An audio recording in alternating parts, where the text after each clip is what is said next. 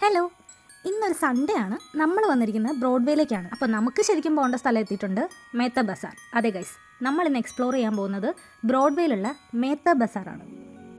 കയറി ചെല്ലുമ്പോൾ തന്നെ ലെഫ്റ്റ് സൈഡിൽ ഇതുപോലുള്ള കുറേ പ്രോപ്പർട്ടീസൊക്കെ ഉണ്ട്. രണ്ട് സൈഡിലും കടകളാണ് കേട്ടോ. ഭയങ്കര ഇടുങ്ങിയ ഒരു വഴിയാണ്. ഓൾമോസ്റ്റ് എല്ലാവർക്കും ഒരുപാട് വീഡിയോസിലൂടെയൊക്കെ കണ്ടിട്ട് അറിയായിരിക്കും ബ്രോഡ്വേയിലെ ആ ഒരു തിരക്കും ആ വഴികളും. പൊതുവേ ബ്രോഡ്വേയിലെ വഴികളെല്ലാം ചെറുതാണ്, പക്ഷേ മേത്ത ബസാറിലേക്കുള്ള വഴി ഭയങ്കര ചെറുതാണ്. ശരിക്കും പറഞ്ഞു കഴിഞ്ഞാൽ ഒരു ഇടുങ്ങിയ വഴി. ആദ്യം നമ്മൾ കണ്ടത് ഇതുപോലത്തെ ഡെക്കോറിൻ്റെ ഒരു കടയാണ് കേട്ടോ. ഇത് കുറച്ച് എക്സ്പെൻസീവ് ആണെന്ന് എനിക്ക് തോന്നി. ഞാൻ ഇവിടുന്ന് റേറ്റ് ഒന്നും അധികം ചോദിച്ചില്ല, പക്ഷേ കണ്ടപ്പോഴത്തേക്കും എനിക്ക് കുറച്ചൊരു എക്സ്പെൻസീവ് ആണെന്ന് തോന്നി. കുറച്ചുകൂടി നമ്മൾ മുന്നോട്ട് ചെന്നപ്പോഴേക്കും ഇതുപോലെയുള്ളൊരു നല്ല ഫുള്ളി ഫ്ലെഡ്ജഡ് ആയിട്ടുള്ള ഒരു ക്രിസ്മസ് പുൽക്കൂട് നമ്മൾ കണ്ടു. അത് നല്ല രസമുണ്ടായിരുന്നു കേട്ടോ. ലൈറ്റ്സും അതിൻ്റെ അറേഞ്ച്മെൻറ്റും ഒക്കെ നല്ല ഭംഗിയുണ്ടായിരുന്നു. ഒരുപാട് ആൾക്കാർ അവിടെ ഇങ്ങനെ കൂടി നിന്നിട്ട് നോക്കുന്നുണ്ടായിരുന്നു. അതിൻ്റെ വിലയൊക്കെ എല്ലാം നമുക്ക് സെപ്പറേറ്റ് ആയിട്ട് കിട്ടും. അപ്പോൾ അതിൻ്റെ വിലയൊക്കെ എല്ലാവരും ചോദിച്ചുകൊണ്ടിരിക്കുന്നുണ്ടായിരുന്നു. പിന്നെ നമ്മൾ ലൈറ്റ്സിൻ്റെ സെക്ഷനിലേക്കാണ് കേട്ടോ പോകുന്നത്.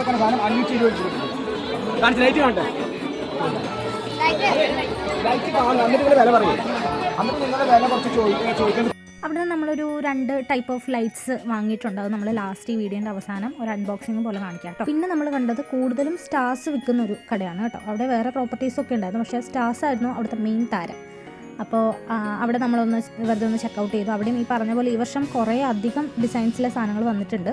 അതൊക്കെ നമ്മളൊന്ന് നോക്കി. പക്ഷേ നിങ്ങൾ വീഡിയോ മുന്നോട്ട് കാണുമ്പോഴത്തേക്കും മനസ്സിലാവും ഈ സ്റ്റാർസ് ഒന്നുമല്ല, കണ്ണഞ്ചിപ്പിക്കുന്ന തരത്തിലുള്ള സ്റ്റാർസ് പുറകെ വരുന്നുണ്ട് ഗൈസ്. നിങ്ങൾ ഈ വീഡിയോ മുഴുവനായിട്ട് കാണണം. അങ്ങനെ കണ്ട് ചെല്ലുമ്പോൾ നിങ്ങൾക്ക് മനസ്സിലാവും ഞാൻ കണ്ണഞ്ചിപ്പിക്കുന്ന സ്റ്റാർസ് എന്ന് വിശേഷണം നൽകിയതിൻ്റെ കാരണം എന്താണെന്ന്. വീണ്ടും നമ്മൾ എത്തിപ്പെട്ടിരിക്കുന്ന ലൈറ്റ്സിൻ്റെ ഒരു സെക്ഷൻ. ഇവിടെ എവിടെ നോക്കിയാലും, അതായത് ഒരു 6 മണി കഴിഞ്ഞ് ഇങ്ങോട്ട് വന്നിട്ടുണ്ടെങ്കിൽ ഫുള്ള് കടകളിലും ലൈറ്റൊക്കെ ഇട്ടിട്ട് ഭയങ്കര ഭംഗിയാണ്. നമുക്കിങ്ങനെ ഒന്നും വാങ്ങിയില്ലെങ്കിലും ഇത് കണ്ട് നടക്കാൻ തന്നെ നല്ല ഭംഗിയാണ് കേട്ടോ.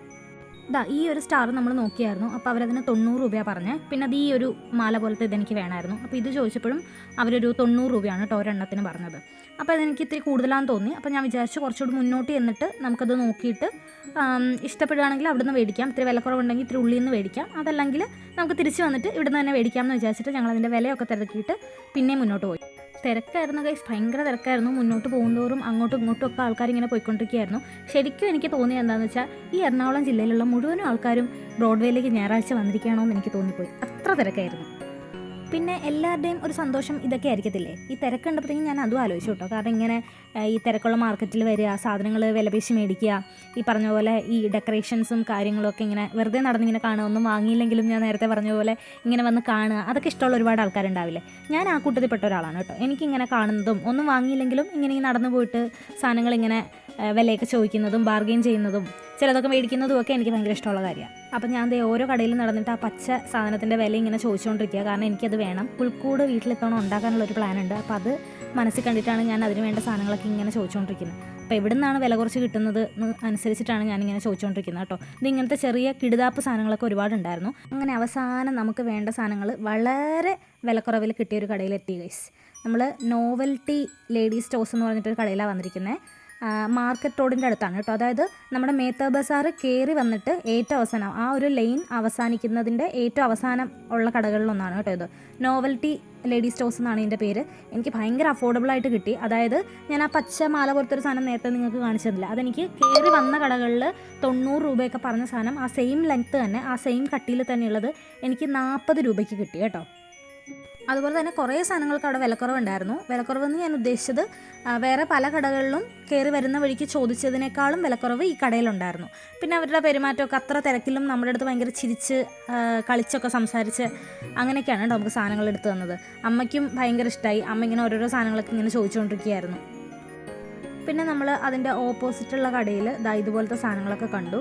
ഈ ക്രിസ്മസ് റീത്തൊക്കെ ഇല്ലേ, നമ്മൾ വാതിലിലൊക്കെ ഇങ്ങനെ ഡെക്കറേറ്റ് ചെയ്യാനായിട്ട് ഉപയോഗിക്കുന്ന സാധനമാണ്. അതൊക്കെ ഉണ്ടായിരുന്നു. പിന്നെ ക്രിസ്മസ് പപ്പാനിയുടെ കുറേ ഫേസസ്, ഡിഫറെൻറ്റ് കൈൻഡ്സ് ഓഫ് സാധനങ്ങളുണ്ടായിരുന്നു. അതൊക്കെ ഭയങ്കര സോഫ്റ്റ് ആയിരുന്നു കേട്ടോ. തൊടുമ്പോഴൊക്കെ നല്ല സുഖമുണ്ടായിരുന്നു. അപ്പോൾ അങ്ങനത്തെ സാധനങ്ങളൊക്കെ ഉണ്ടായിരുന്നു. പിന്നെ നമ്മളവിടുന്ന് നടക്കാൻ തുടങ്ങി. അപ്പോഴും തിരക്ക് പിന്നെ കൂടി വരുന്നല്ലാതെ കുറയുന്നില്ലായിരുന്നു കേട്ടോ. ശരിക്കും നമ്മൾ ഒരു 5 മണി ആ ഒരു റേഞ്ചിലാണ് നമ്മൾ എത്തിയത് അവിടെ.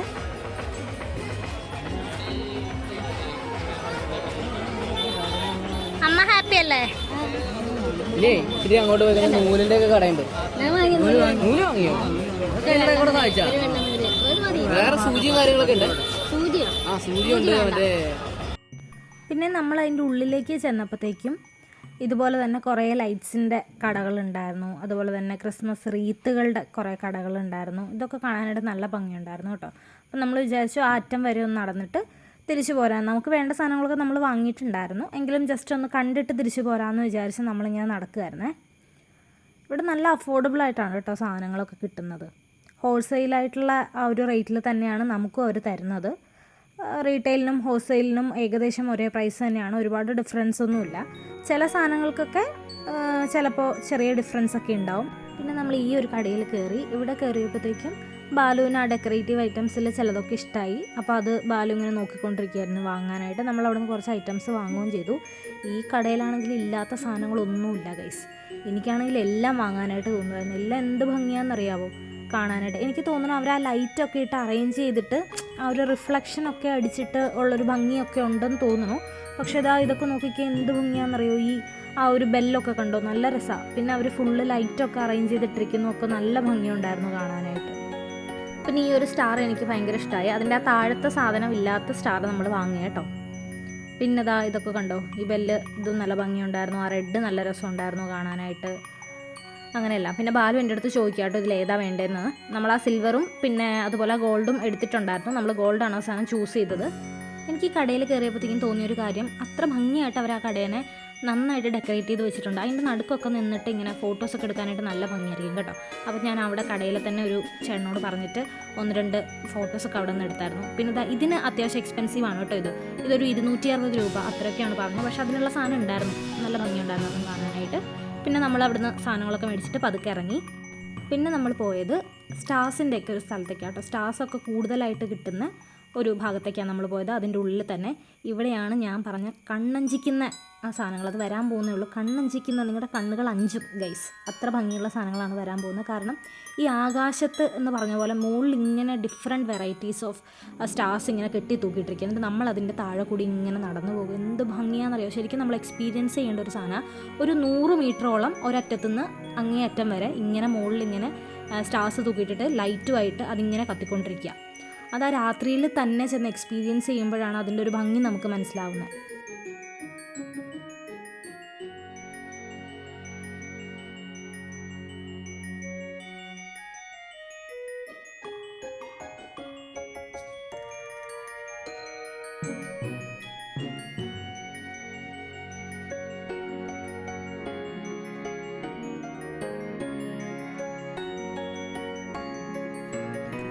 പിന്നെ നമ്മൾ നമ്മുടെ മുന്നേ നടന്നു പോകുന്ന ഒരു ചെറിയ കൊച്ചിനെ കണ്ടു കേട്ടോ.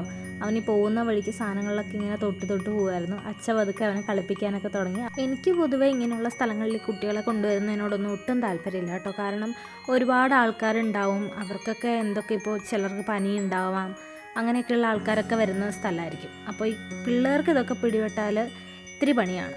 അപ്പോൾ അതുകൊണ്ട് എനിക്കതിനോട് വലിയ താല്പര്യമില്ല കുട്ടികളെ കൊണ്ടുവരുന്നതിനോട്. പക്ഷേ നമ്മൾ നടന്നു പോയ വഴികളൊക്കെ ഒരുപാട് കുഞ്ഞു 6 മാസമോ ഒക്കെ ആയ കുട്ടികളെയൊക്കെ നമ്മൾ കണ്ടു കേട്ടോ ഈ തിരക്കിൻ്റെ ഇടയ്ക്ക്. അങ്ങനെ നമ്മൾ തിരിച്ച് ഇറങ്ങിയ സ്ഥലത്ത് തന്നെ വീണ്ടും വന്നു. നമ്മൾ കയറിയതിൻ്റെ ഇരട്ടി ആൾക്കാരുണ്ടായിരുന്നു ആ സമയത്ത് അങ്ങോട്ട് കയറാനായിട്ട്. പിന്നെ നമ്മൾ ഫുഡ് കഴിക്കാനായിട്ട് അവിടെ തന്നെയുള്ള ബ്രോഡ്വേയുടെ ഉള്ളിൽ തന്നെയുള്ള പഞ്ചാബ് ഹൗസിലേക്ക് പോയ ഒരു വെജിറ്റേറിയൻ റെസ്റ്റോറൻ്റാണ്. ഒത്തൻറ്റിക് പഞ്ചാബ് കുസീനാണ് കേട്ടോ ഇവിടെ ഉള്ളത്. അപ്പോൾ നമ്മൾ ഫസ്റ്റ് ടൈമാണ് ഇവിടെ വരുന്നത്. നമ്മൾ ചെന്നപ്പോൾ അത് തുറന്നിട്ടുണ്ടായിരുന്നില്ല. രാത്രി 7 മണിക്കാണ് ഇവരിവിടെ തുറക്കുന്നത്. നമ്മൾ ഒരു 6:45 ആയപ്പോഴത്തേക്ക് എത്തിയിട്ടുണ്ടായിരുന്നു. അപ്പോൾ തന്നെ അവിടെ അത്യാവശ്യം നല്ല തിരക്കുണ്ടായിരുന്നു. നമുക്ക് കയറിയിരിക്കാം. 7 മണിക്കാണ് അവർ സെർവ് ചെയ്ത് തുടങ്ങുള്ളൂ. പക്ഷെ നമുക്ക് കയറിയിരുന്ന ലസ്സിയൊക്കെ ഓർഡർ ചെയ്തിട്ടുണ്ടെങ്കിൽ അവരതൊക്കെ തരും കേട്ടോ. കഴിക്കാനുള്ള ഭക്ഷണം മാത്രം 7 മണിക്കാണ് അവർ ഓർഡർ എടുത്ത് തുടങ്ങുള്ളൂ. നമ്മളാദ്യം പറഞ്ഞത് ഒരു സ്വീറ്റ് ലസ്സി ആയിരുന്നു കേട്ടോ. അത് നല്ല ടേസ്റ്റ് ഉണ്ടായിരുന്നു. അപ്പോൾ എനിക്ക് ഉറപ്പായി ഭക്ഷണം അത്ര മോശമാവില്ല എന്നുള്ളത്.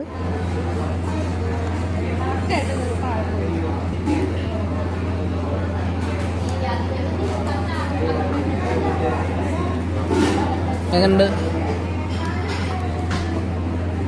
ഷോ കാണിച്ച് കുടിക്കരുത്, അങ്ങ് കുടിക്കണം കാണാമെന്ന് പറഞ്ഞിട്ട്. അമ്മയ്ക്കും അച്ഛയ്ക്കും ഒക്കെ ഭയങ്കര ഇഷ്ടമായി കേട്ടോ. നല്ല ലസ്സിയായിരുന്നു.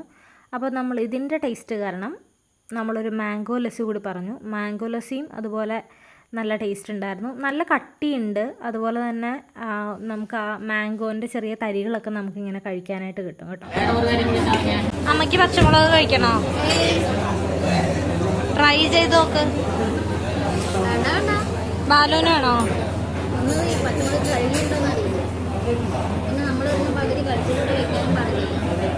പക്ഷെ ഇതൊന്നും അധികം നല്ല ഓവറായിട്ട് മൂത്തതല്ല കേട്ടോ. കണ്ടോ? പിന്നെ ഫ്രൈ മറ്റേ ആലു ഫ്രൈ. ആലു പൊറോട്ട വറുത്തത് ഇത്തിരി താമസിച്ചു തരാം. പനീർ പൊറോട്ട ആദ്യം തരട്ടെ? തന്നോളൂ. ആദ്യം നമ്മൾ അവിടുന്ന് കഴിച്ചത് പനീർ പറാത്തയും അതുപോലെ മട്ടർ പനീറും ആയിരുന്നു കേട്ടോ. ഒത്തൻറ്റിക് പഞ്ചാബി ടേസ്റ്റ് തന്നെയായിരുന്നു അതിനുണ്ടായിരുന്നത്. പിന്നെ നമ്മൾ ആലു പറാത്തയും അതിൻ്റെ കൂട്ടത്തിൽ ചന മസാലയും കഴിച്ചു കേട്ടോ. അവസാനം ഒരു ലഡുവും കൂടി കഴിച്ച് നമ്മൾ പരിപാടി അവസാനിപ്പിച്ചു. മറൈൻ ഡ്രൈവിൻ്റെ ഗ്രൗണ്ടിൽ ഒരു ബാംബു ഫെസ്റ്റ് നടക്കുന്നുണ്ട് കേട്ടോ. അതുകൊണ്ട് തന്നെ അവിടുത്തെ ആ സൈഡിലുള്ള റോഡിൻ്റെ സൈഡിലുള്ള ട്രീസൊക്കെ നിറച്ച് ഇതുപോലെ ലൈറ്റ്സൊക്കെ കൊണ്ടിട്ട് നല്ലതായിട്ട് ഡെക്കറേറ്റ് ചെയ്തിട്ടുണ്ടായിരുന്നു. പിന്നെ നമ്മൾ റോഡിൽ ഇതുപോലൊരു കണ്ടെയ്നറിൽ ഒരു ബോട്ട് ഇങ്ങനെ കയറ്റി കൊണ്ടുവന്ന് കണ്ടു കേട്ടോ. മിന്നണതെല്ലാം പൊന്നല്ല, കണ്ണാന്തുമ്പി കാഞ്ചനത്തുമ്പി കാതിൽ കേട്ടതു പാട്ടല്ല, ഒന്നാമത്തെ തോണിയിലേറി പൊന്നാരമ്പിളി വന്നിറങ്ങുമ്പോ തന്നീടാമൊരു പൊന്നോല. ഹലോ, അപ്പം നമ്മൾ ഇന്ന് ബ്രോഡ്വേയിൽ പോയപ്പോഴും കുറച്ച് സാധനങ്ങൾ ക്രിസ്മസ് പ്രമാണിച്ചിട്ട് വാങ്ങിച്ചിട്ടുണ്ടായിരുന്നു. അപ്പോൾ അതൊന്ന് അൺബോക്സ് ചെയ്യുകയാണ്. ഞാനും അമ്മയും കൂടെ അൺബോക്സ് ചെയ്യുന്നത് നിങ്ങൾക്ക് കാണിച്ചു തരാൻ വേണ്ടിയിട്ട്. അപ്പോൾ 2 ടൈപ്പിലെ ലൈറ്റ്സാണ് നമ്മൾ വാങ്ങിച്ചിരിക്കുന്നത്. ഒന്ന് മൾട്ടി കളറും വാങ്ങിച്ചിട്ടുണ്ട്, ഒന്ന് ഒരു സിംഗിൾ കളറായിട്ടുള്ള ഒരെണ്ണവും വാങ്ങിച്ചിട്ടുണ്ട്. ഇത് നമുക്ക് 50 മീറ്ററാണ് വരുന്നത്. 50 മീറ്ററിന് എത്രയായിരുന്നു ബാലു? 450 രൂപ. ഇതിന് 510 രൂപയായിരുന്നു വരുന്നത്. അല്ല, നേരെ തിരിച്ചാവുന്നു അല്ലേ? ഇതിന് 510ഉം ഇതിന് 450 ആയിരുന്നു വരുന്നത്. അപ്പോൾ ലൈറ്റ് നമുക്കൊന്ന് ഓൺ ചെയ്ത് നോക്കാം. ആ ലൈറ്റ് ഒന്ന് ഓഫ് ചെയ്ത് വെച്ചേ.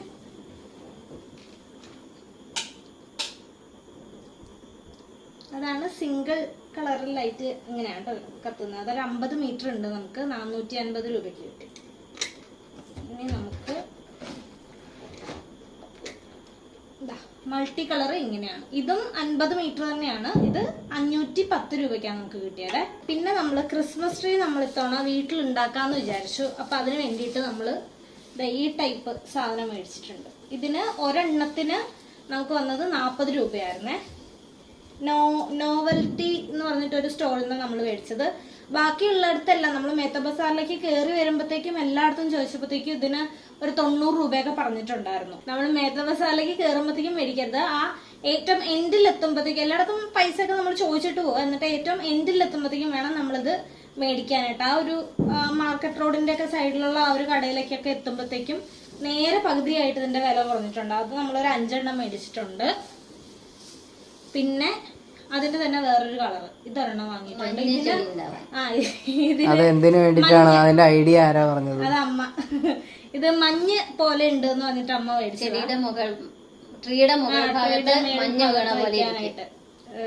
അപ്പൊ നമ്മൾ ഉണ്ടാക്കുമ്പോഴത്തേക്കും കാണിച്ചു തരാം അതെങ്ങനെയാ വരുന്നത്. ഇതിന് 50 രൂപയായിരുന്നു. ഇതിന് ഒരു പീസിന് 40ഉം ഇതിന് 50ഉം ആയിരുന്നേ.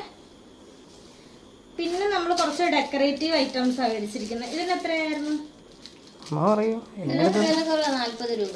രൂപയായിരുന്നു ഇത്ര സാധനത്തിന്. ഇതിൽ 1 2 3 4 5 6 7 8 12 10 11 12 എണ്ണം ഉണ്ട് കേട്ടോ.